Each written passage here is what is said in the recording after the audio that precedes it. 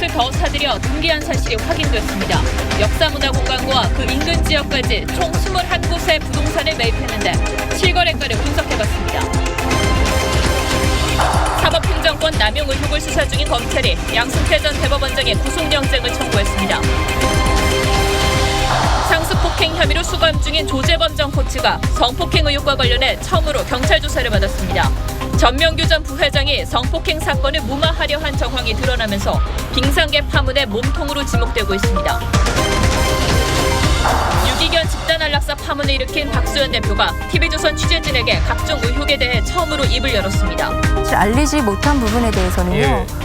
저희 케어를 사랑하는 분들, 회원들, 그리고 내부 직원들, 일부 직원들 이런 분들한테 정말 죄송한 마음이 크고 동물보호단체는 박수현 대표를 사기 등의 혐의로 고발했습니다.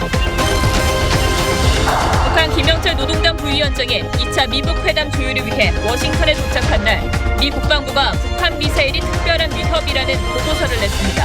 어떤 의미인지 보도합니다.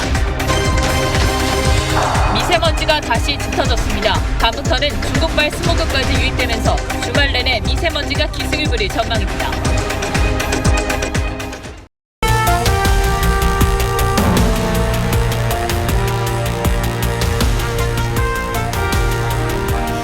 여러분 안녕하십니까? 뉴스9의 신동욱입니다. 손혜원 의원 주변 인물들의 목포 부동산 매입 파문이 가라앉지 않고 계속 번져나가고 있습니다. 어제 이 시간에 저희가 손 의원 측 부동산이 최소 16곳이라고 보도해드렸는데 저희 취재진이 계속 확인을 한 결과 오늘은 21곳으로 늘었습니다. 그런데 역사문화공간 내에 17곳 그리고 바로 인접한 곳에 4곳의 부동산입니다. 특히 손 의원 측은 투기 의혹이 불거지기 직전인 지난 10일에도 6제곱미터짜리 부동산을 비롯해 5곳을 더 사들여 등기한 사실이 새롭게 드러났습니다. 2017년 6곳, 2018년 10곳, 그리고 올해 5곳 이렇게 지속적으로 부동산을 사들인 겁니다. 이러는 동안에 사실상 버려진 곳이었던 목포 구도심 일대의 부동산 거래량이 늘었고 저희가 실거래가를 모두 확인한 결과 4년 전보다 3배 이상 값이 뛴 곳도 있었습니다. 먼저 박건우 기자가 보도합니다. 손혜원 의원 조카 A씨가 2017년 3월 처음 매입한 건물입니다. 건물 지붕 판자는 뜯겨져 있고 현재는 폐가로 남아 있습니다. 화랑으로 쓰던 건물이지만 곳곳에는 버려진 나무 액자들이 가득합니다. A씨는 이 주택을 3.3제곱미터에 110만 원을 주고 샀습니다. 그거 3개 다 합쳐서 1억 5천 정도예요. 1억 5천이면 서울의 집 한 채 값도 아니에요. 국토부의 실거래가를 분석해봤더니 이후부터 이 동네 부동산 가격은 급등세를 보입니다. 3.3제곱미터 기준으로 8월에는 309만 원, 9월에는 323만 원의 거래가 이루어졌습니다. 상가는 거래량 급증이 두드러집니다. 지난 2006년부터 지난 2011년까지 6년 동안 상가 거래가 3건에 불과했습니다. 하지만 지난 2017년부터 지난해까지 2년 동안 16건으로 크게 늘었습니다. 가격도 오릅니다.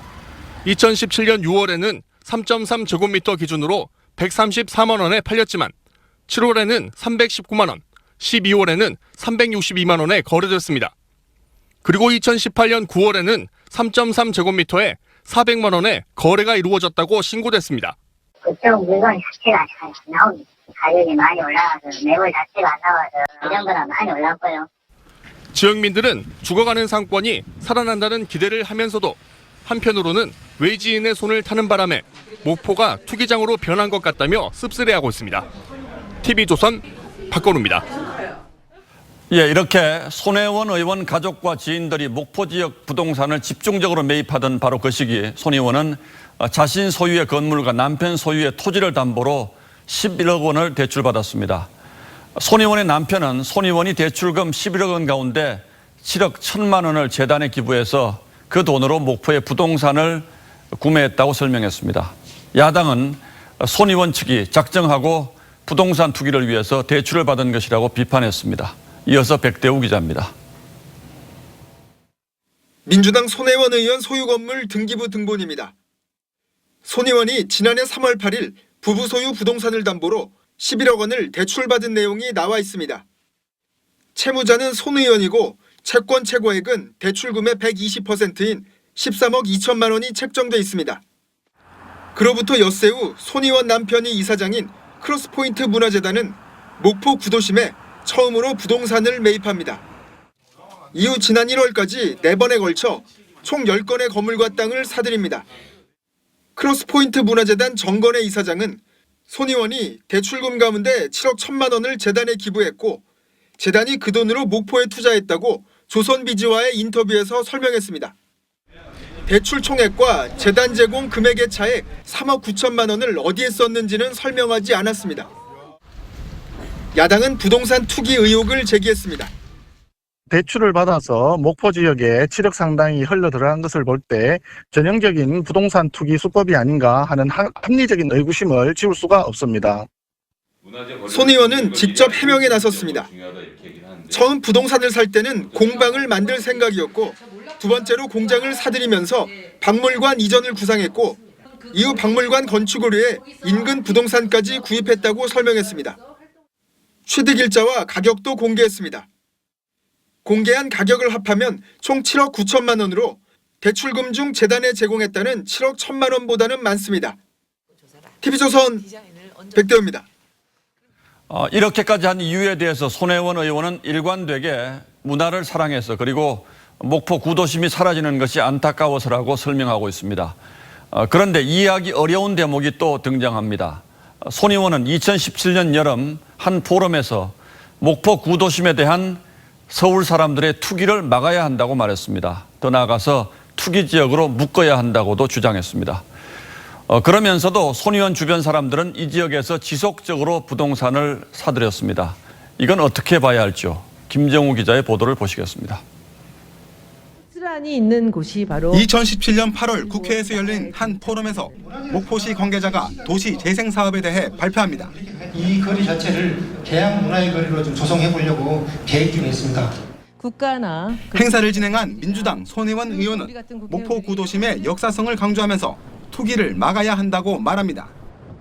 거기 투기 지역으로 다 묶으셔야 되고 그냥 전체를 다 그 문화유산으로 다 지정을 해버려야 돼요. 서울 사람들이 와서 땅 투기를 하는 곳이 아니라 대략적인 시세를 설명한 뒤 자신의 관심에 사람들이 투기를 시도한다고 했습니다.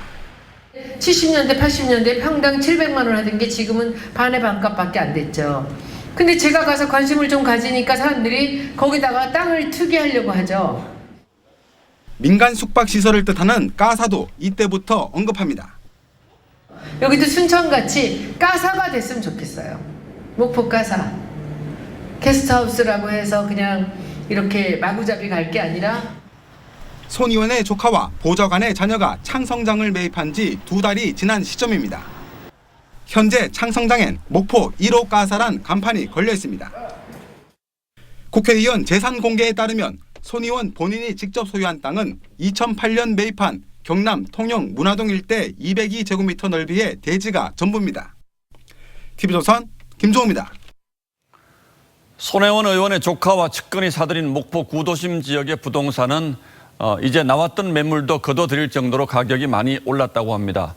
전문가들은 손 의원 측이 단기 시세 차익을 노리고 매매를 반복하는 일반적 형태의 투기는 아니지만 문화재 지정을 미리 알고 부동산을 사들였다면 전형적인 기획부동산식 투기에 해당한다고 설명하고 있습니다. 지선호 기자가 보도합니다. 손혜원 의원의 가족과 지인들이 부동산을 사들인 곳에서 직선거리로 약 1km 떨어진 목포 유달동 일대는 재작년 12월 도시재생 뉴딜 사업 지역으로 지정됐습니다.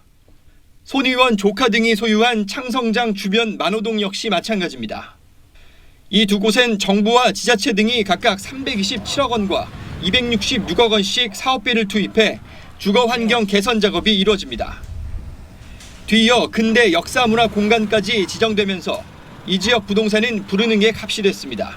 내부에 이렇게 문의도 많이 하고 자기 부탁도 많이 하거든요. 문제가 지리심이 없다 보니까 사람들 물건을 다 걷어가버려. 전문가들은 손 의원이 단기 시세 차익을 목표로 삼지 않았더라도 주변 인물을 통해 부동산을 매입한 건 투기에 가까운 모습이라고 지적합니다. 명의 신탁으로 부동산을 매입한 게 거의 확실한 것 같습니다. 특히 한 지역에 10개, 15개 정도의 그 부동산 투자를 했다는 것은 이해가 잘 가지 않고요. 개발 호재를 사전에 알았는지도 관건입니다.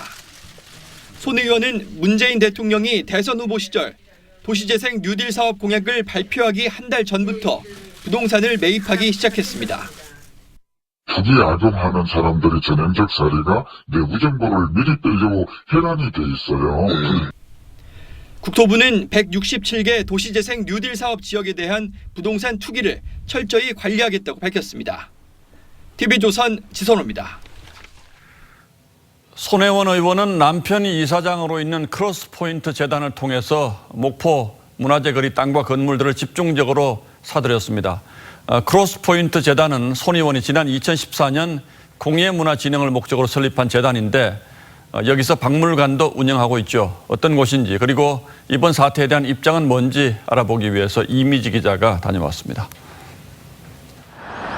서울 이태원에 위치한 나전칠기 박물관. 이틀 전 찾았을 때 개관 시간이지만 인기척은 없고 문은 굳게 닫혀 있습니다. 평소에도 벨을 눌러 문을 열어주면 입장할 수 있는 구조로 알려졌습니다.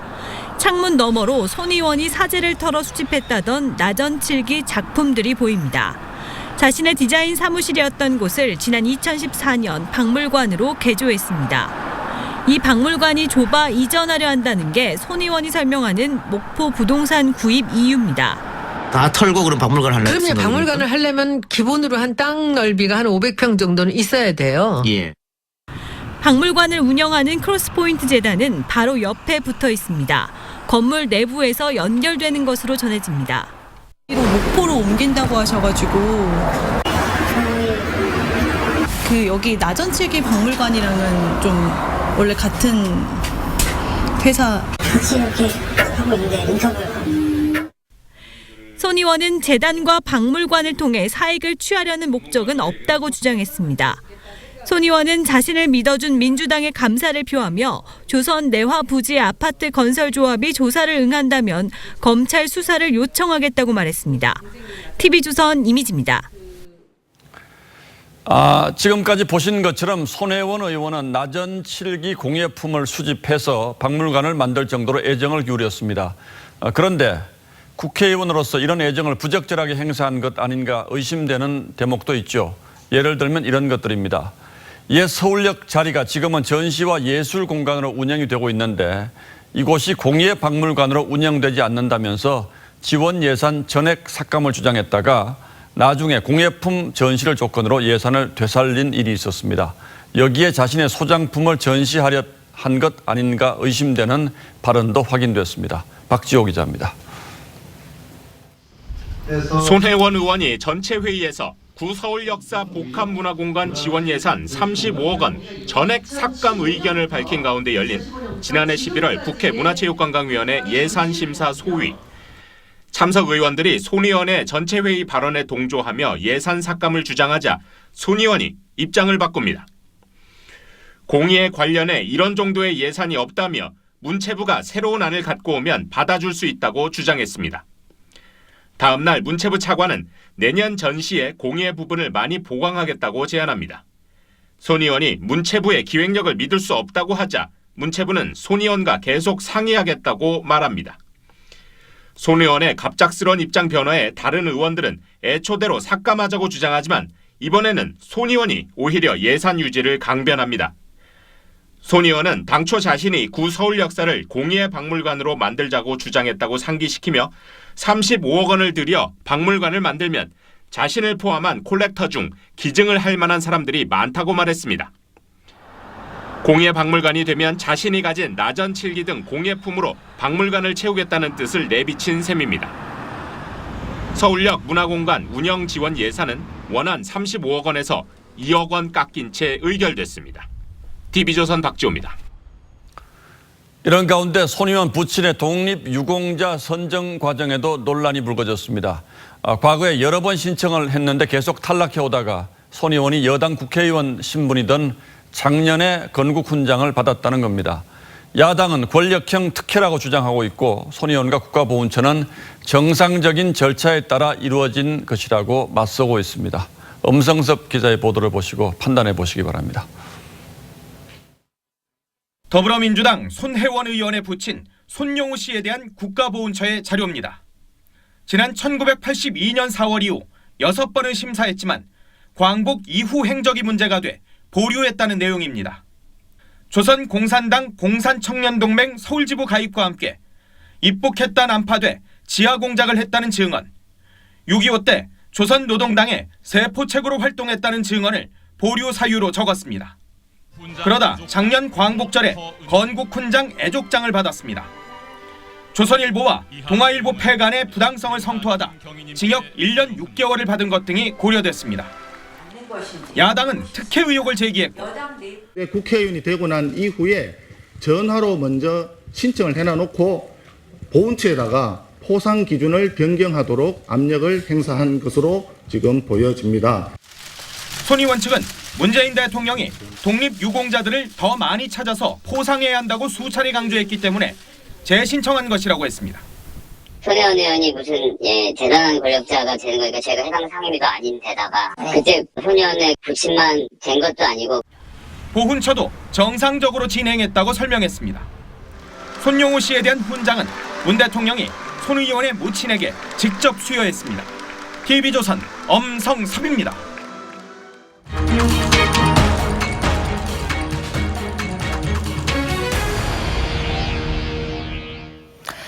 사법행정권 남용 의혹을 수사 중인 검찰이 오늘 양승태 전 대법원장의 구속영장을 청구했습니다.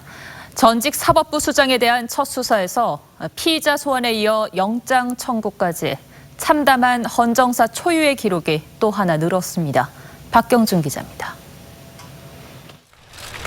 검찰이 어젯밤 진술조서 확인을 끝으로 양승태 전 대법원장 조사를 마무리하자마자 구속영장을 청구했습니다. 영장 청구 여부가 고민의 대상이 아니었다는 검찰 측 의사표시인 셈입니다. 검찰 관계자는 이번 사건의 최종 결정권자로 무거운 책임이 불가피하다고 판단했다며 양 전 대법원장의 지시와 방침을 따랐던 임종원 전 법원행정처 차장도 구속된 상태라며 청구 배경을 밝혔습니다. 양 전 대법원장은 지난 11일 피의자 자격으로 처음 출석한 뒤 5차례나 검찰을 오가면서 진술조사가 이루어진 27시간보다 더 긴 36시간을 조서 검토에 할애했습니다. 이 모든 것이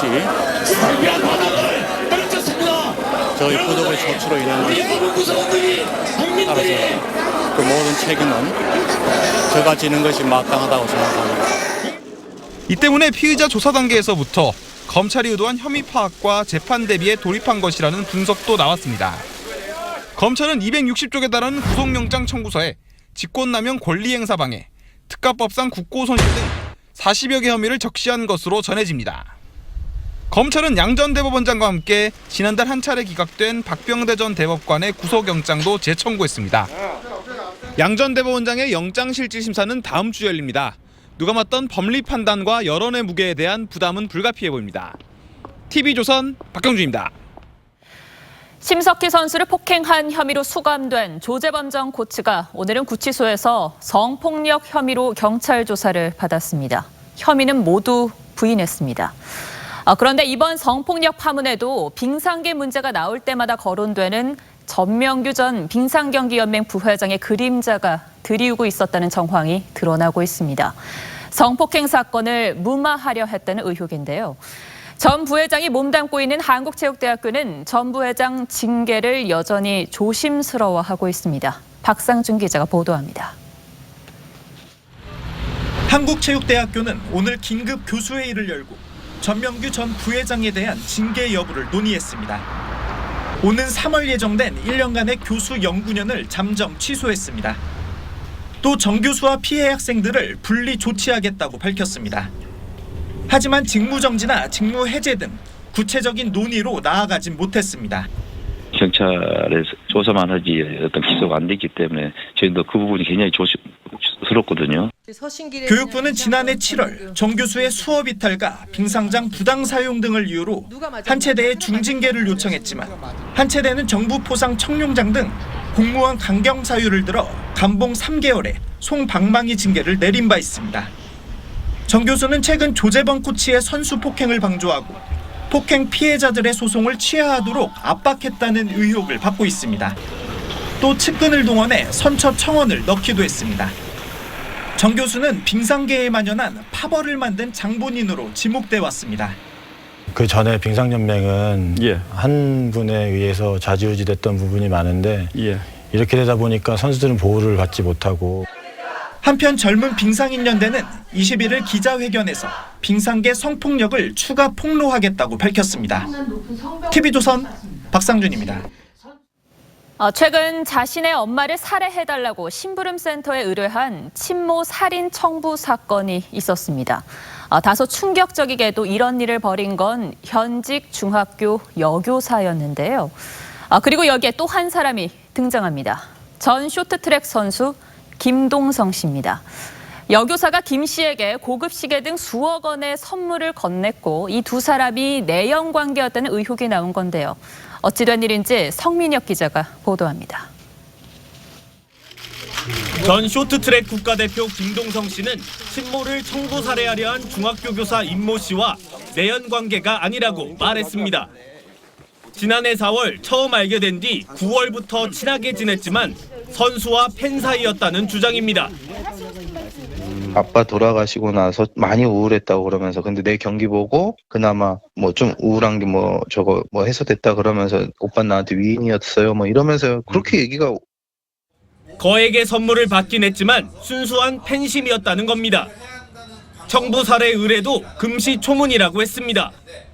청부 살인 의뢰라 저는 그 얘기를 그 어머니한테 들었어요. 암이라고 저한테 얘기를 했었어요. 아프시다 뭐 이런 식으로. 네, 오래 못 사신다. 검경에 수사도 없었습니다.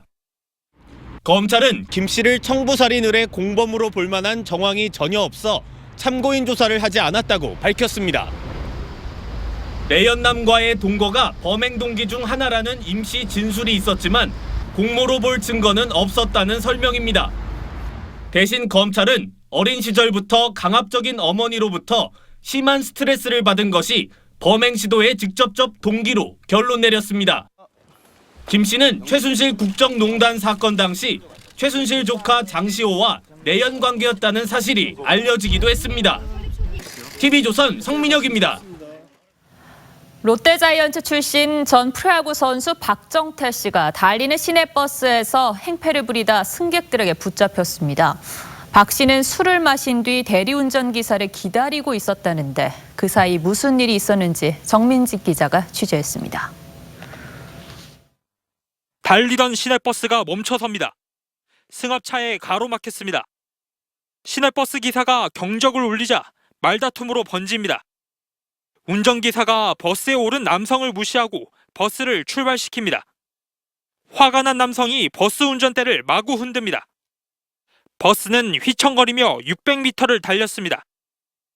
놀란 승객들이 달려와 이 남성을 붙잡습니다. 알고 보니 롯데자이언츠 프로야구 선수였던 박정태 씨입니다. 내가 뭐 아빠는 박정태인데 뭐라고 기사 없는다고 갈라 하니까 차도 자꾸 흔들고.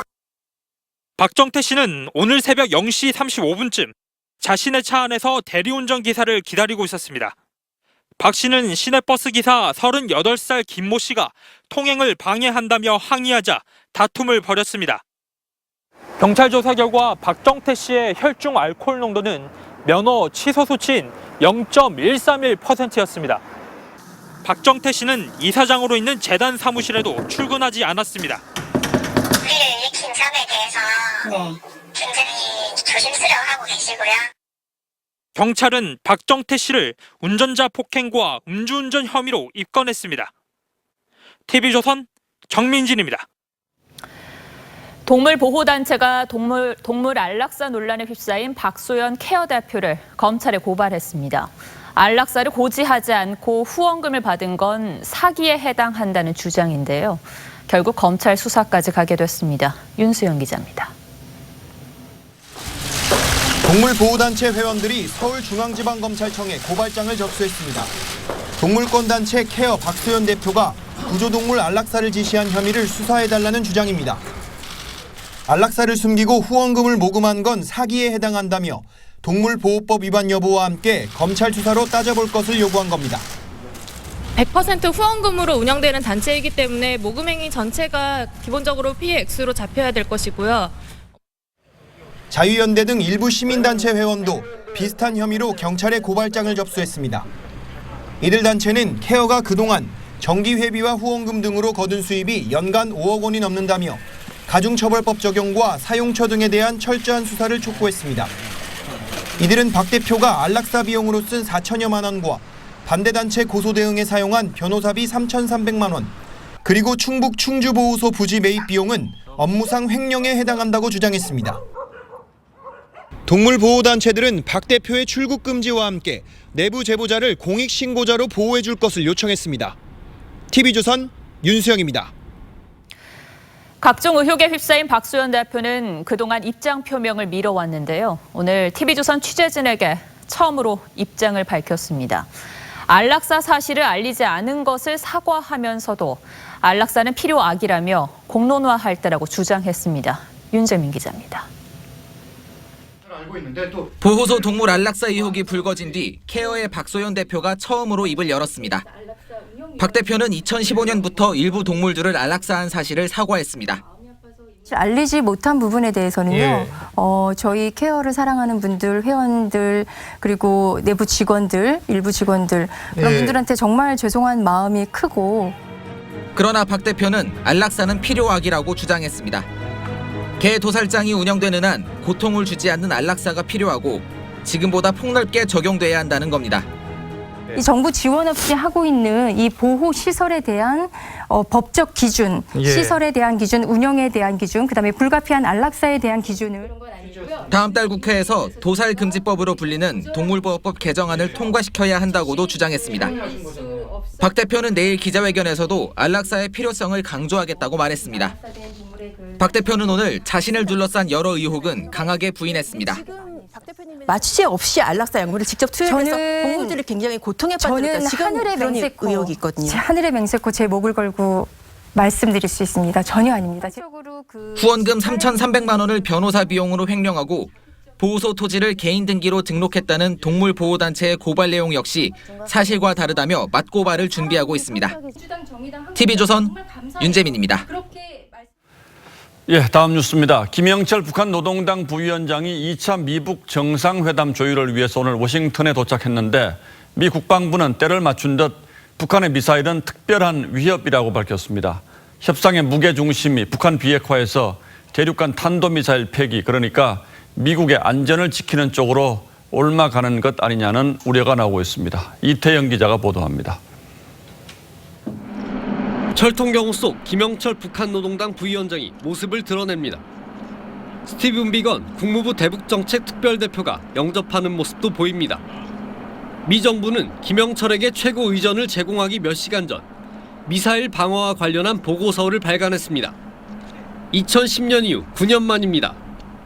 미 국방부는 북한의 미사일 능력이 특별한 위협이라며 미국은 경계태세를 유지해야 한다고 설명했습니다. 트럼프 대통령도 보고서 발표 행사에 참석해 미국의 안전을 강조했습니다. Our goal is simple: to ensure that we can detect and destroy any missile launched against the United States anywhere, anytime, any place. 김영철은 비핵화가 아닌 대륙간 탄도미사일, 즉 ICBM과 일부 핵시설 폐기를 조건으로 제재 완화를 요구할 것으로 알려져 미국의 대응이 주목됩니다.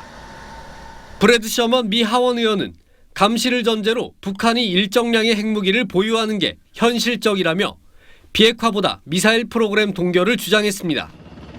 폼페이오 장관도 지난 11일 궁극적으로 미국 국민의 안전이 목표라고 언급해 북한에 대한 완전한 비핵화가 아니라 ICBM 폐기 등이 2차 미북 정상회담의 핵심 의제가 될 것이란 우려가 나옵니다. TV조선 이태영입니다. 김영철 북한 노동당 부위원장은 우리에게는 천안함 폭침의 배후 인물로 잘 알려져 있습니다만 지난해 대화 국면 이후부터는 대미 협상의 선봉장으로 외교 무대를 누비고 있습니다. 이번 워싱턴 협상 역시 북한의 정통 직업 외교관 대신 김영철이 전면에 나섰는데 그의 변신이 뭘 의미하는 것인지 또 소위 김영철 스타일이 이번 협상에서도 먹힐 것인지 오늘의 포커스를 맞췄습니다.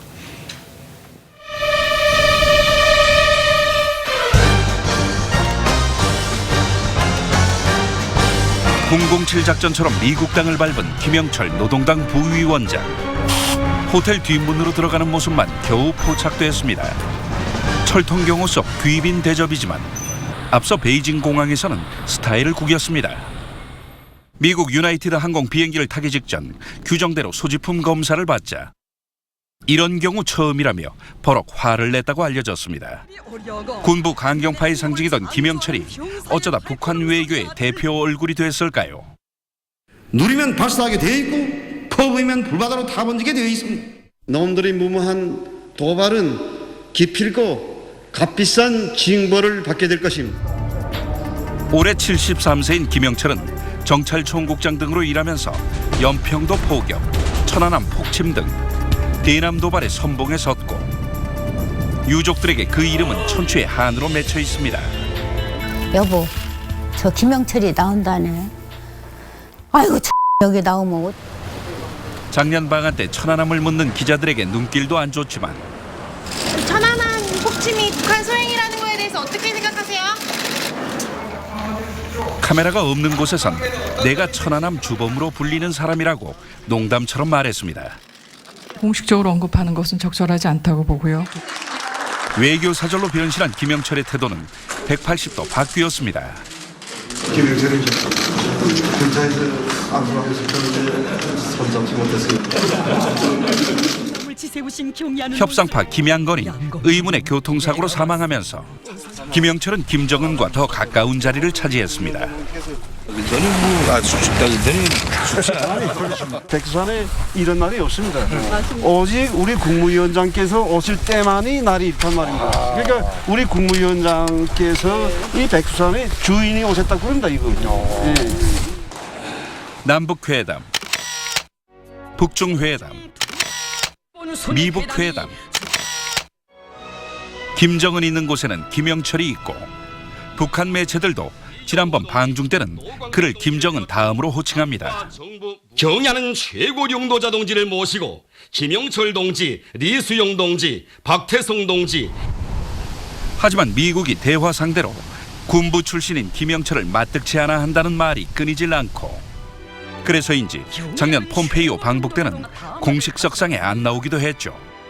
반칙 플레이도 잘 하기 때문에 자신들의 핵을 보유한 채로 협상을 이끌어내기 위한 그러한 협상 전술의 하나로 김영철 금연구역인 국내 호텔에서 버젓이 담배를 피우던 배짱. 2박 3일간 미국 호텔에서도 그럴까요? 상대를 당황하게 만들어 변칙 협상에 능한 김영철 스타일이 이번엔 어떤 결과를 가져올지 관심이 쏠립니다. 뉴스라인 포커스였습니다. 추위가 좀 물러가면서 미세먼지가 다시 하늘을 가렸습니다. 오늘 밤부터는 중국발 스모그까지 더해져서 이번 주말 내내 고농도 미세먼지가 전국에 기승을 부릴 것으로 보인다는 예보가 나와 있는데 어린이집은 야외 활동을 취소하고 건설 현장은 물청소를 하며 미세먼지 공습에 대비하고 있습니다. 최수용 기자가 그 현장을 다녀왔습니다. 서울의 한 어린이집. 아이들이 화면에 나온 동작에 따라 몸을 열심히 움직입니다. 미세먼지 소식에 야외 활동을 포기하고 실내에서 체육 활동을 할 수 있는 프로그램으로 대체한 겁니다. 나가서도 해야 되는 다양한 영역별의 이렇게 활동들이 있는데 다 할 수가 없을 때 이 프로그램 자체로 저희가 이제 활용을 하게 되고. 공사 기간을 맞추느라 작업을 멈출 수 없는 건설 현장은 비상이 걸렸습니다. 야외 작업이 불가피한 근로자들은 미세먼지를 막을 방진 마스크를 착용했습니다. 중국발 스모그 유입으로 더 치솟을 미세먼지에 대응해 울타리엔 분무시설을 설치했습니다. 비산먼지가 밖으로 빠져나가지 못하도록 살수차를 동원하고 근로자도 물청소에 나설 채비를 마쳤습니다. 미세먼지에 속수무책인 재래시장 상인들은 당장의 주말 장사가 걱정입니다. 미세먼지 많다 그러고 이러면은요 손님이 거의 안 나와요. 마스크 착용하고 이래도 좀 오는 손님이 드물더라고요.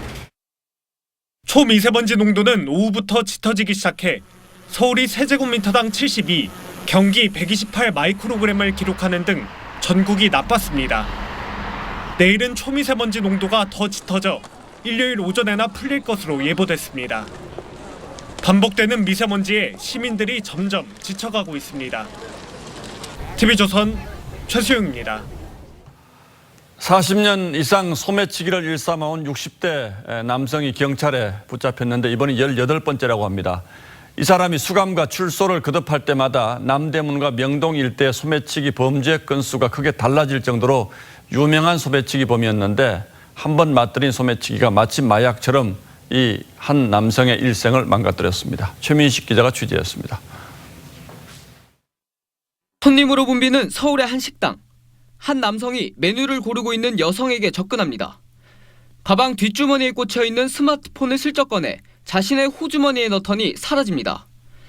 이번엔 대형마트 식료품 코너. 물건을 고르고 있는 여성 뒤로 접근한 뒤 카트 위에 올려둔 스마트폰을 몰래 가져갑니다.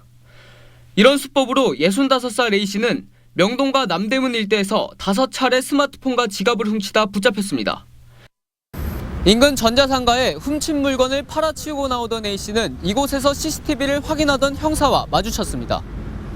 저희가 CCTV로 동선 추적을 하던 중에 요 앞에 지나가는 피의자를 긴급 체포했습니다. A씨의 소매치기 시작은 43년 전. 지금까지 18번 경찰에 잡혔습니다. 이번에도 출소 보름 만에 또다시 범행을 시작했다 반년도 못 가 붙잡혔습니다. 이 6개월 동안 공교롭게도 A씨가 범죄 대상으로 삼았던 남대문과 명동에서의 분실물 신고는 급증했다고 경찰은 밝혔습니다. TV조선 최민식입니다. 중국의 화웨이가 국제사회에서 고립되고 있습니다. 중국 공산당의 스파이 역할을 하고 있다는 의혹이 커지면서 각국에서 불매 조치가 이어지고 있는데요. 미국에서는 검찰 수사, 영국에서는 대학 차원의 절교까지 나왔습니다. 정준영 기자입니다. 미국 연방검찰이 중국 통신장비 업체 화웨이에 대한 수사에 착수했습니다. 통신사 T-모바일의 영업기밀을 빼돌린 혐의입니다. 미 의회에선 화웨이와 또 다른 중국 업체 중싱통신의 미국산 반도체 판매를 금지하는 법안이 발의됐습니다. 중국 업체들의 통신 장비로 수집된 정보가 중국 공산당에게 빼돌려지고 있다고 의심하는 겁니다. 美方的一些人极端的狂妄自大，同时又极端的缺乏自信的一种表现。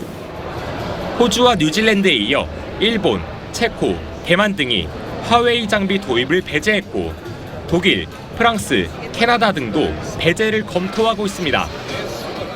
영국 옥스퍼드대는 화웨이의 기부금과 연구기금 거부를 선언하며 기존의 연구 협력에서도 어떤 기밀이나 특허 관련 정보도 논의하지 말 것을 권한다고 공지했습니다.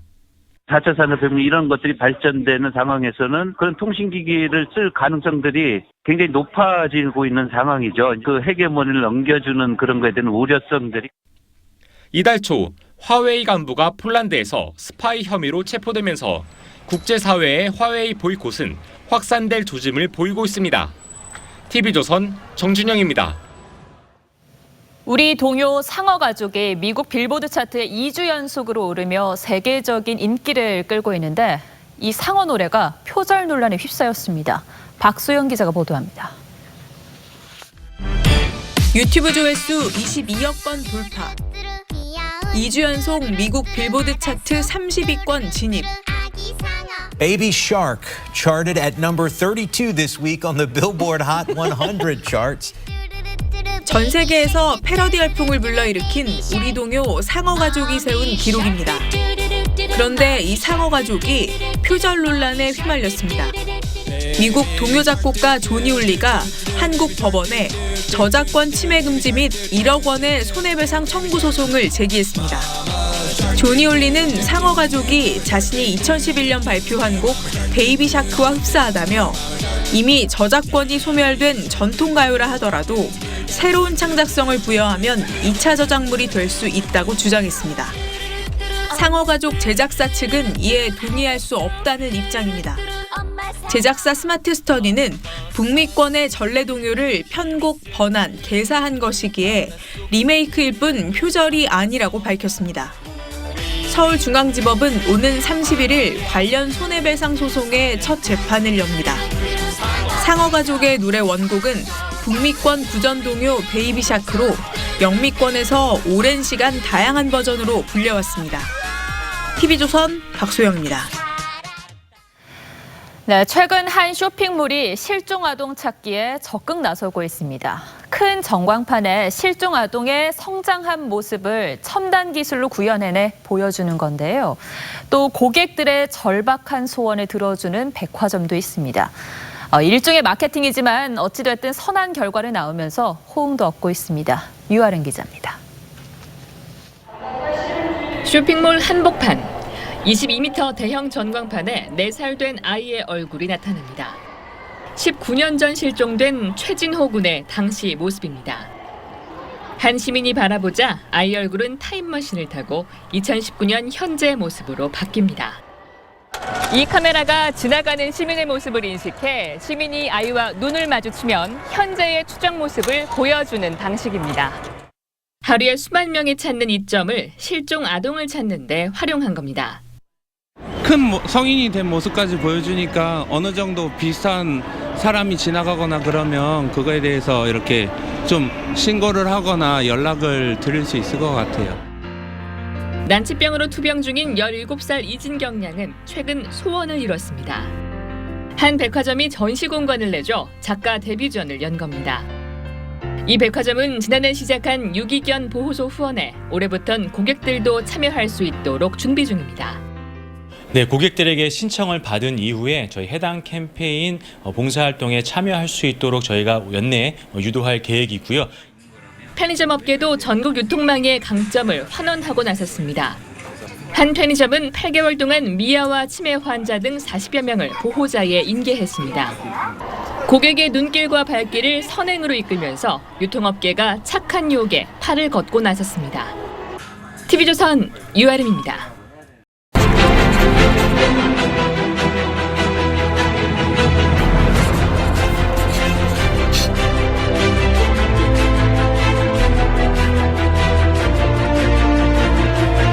서울 을지로 공구 상가에 다닥다닥 붙은 가게들 사이로 좁은 통로가 나 있습니다.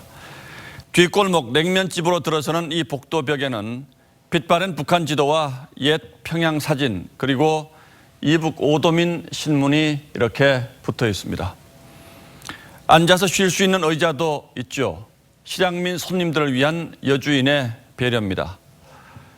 소주 반병, 편육 반접시를 차려주는 것도 혼자 오는 연로한 실향민을 생각했습니다.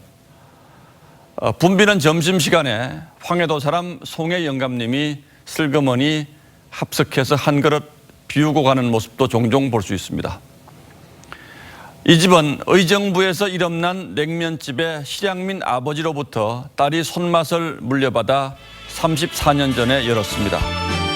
그런데 이 동네 째째한 뒷골목 구석구석에는 더 오래된 맛집들이 여럿 숨어 있습니다. 5, 60년 된 흐름한 드럼통 고깃집부터 양곱창집, 감성돔 횟집, 노가리 골목까지 서민들의 애환이 밴 집들이죠. 이 노포들이 재개발로 철거된다는 소식에 아쉬워하는 단골들이 많을 수밖에 없습니다. 대부분 세던 가게들이어서 폐업하거나 멀리 떠나야 할 형편이 됐습니다. 냉면집이야 워낙 유명해서 근처로 옮겨가면 되겠습니다만 지금 분위기와 맛이 제대로 나겠느냐는 걱정도 적지 않습니다. 종로 재개발로 사라진 피막골처럼 될 거라는 걱정이죠. 비 오는 날 피막골 빈대떡집 다락에서 막걸리 기울이던 정취를 기억하는 분들에게 재개발은 달갑지 않은 일입니다. 그러자 박원순 시장이 을지로의 노포들을 보존할 수 있게 재설계를 요청하겠다고 나섰습니다. 물론 단골들에겐 반가운 소식입니다만 사업 인가까지 내준 재개발을 어떻게 바꾸겠다는 건지 궁금합니다. 문화재도 아닌데 그렇게까지 해야 하느냐는 얘기와 함께 너무 가볍고 즉흥적이라는 비판도 없지 않습니다. 어느 정치인이 측근들의 이름으로 다 쓰러져가는 목포 구도심 집 여러 채를 사들였다는 얘기에 을지로 재개발 둘러싼 이런저런 얘기까지 겹쳐져 도심 재생 사업이 시민들의 정서와 어떻게 조화를 이루어야 할지 새롭게 고민하는 계기가 됐습니다. 1월 18일 앵커의 시선은 노포의 추억과 재개발이었습니다.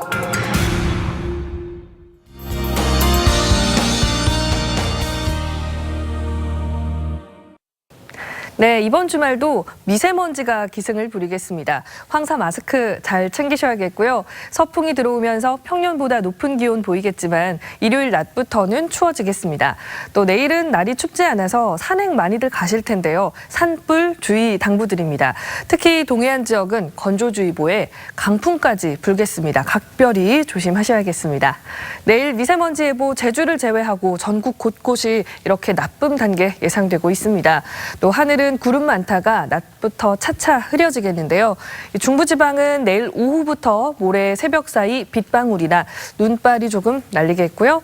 또 호남과 제주는 내일 밤부터 모레 아침 사이 비나 눈이 올 것으로 보입니다. 내일 아침 최저기온 서울, 청주, 전주 영하 1도로 시작을 하겠고요.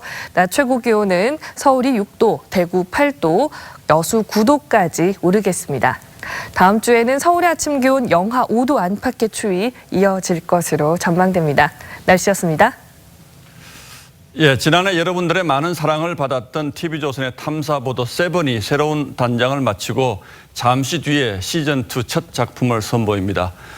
연기파 배우 유호성 씨가 새로운 진행자로 발탁이 됐다면서요? 네, 그렇습니다. 영화에서는 남성미 넘치는 모습인데 예. 세븐에서는 어떤 모습일지 궁금합니다. 잠시 뒤에 탐사보도 7 신도시 30년의 민낯이 방송됩니다. 많은 시청 바랍니다. 예, 금요일 뉴스9 여기서 모두 마치겠습니다. 시청해 주셔서 고맙습니다.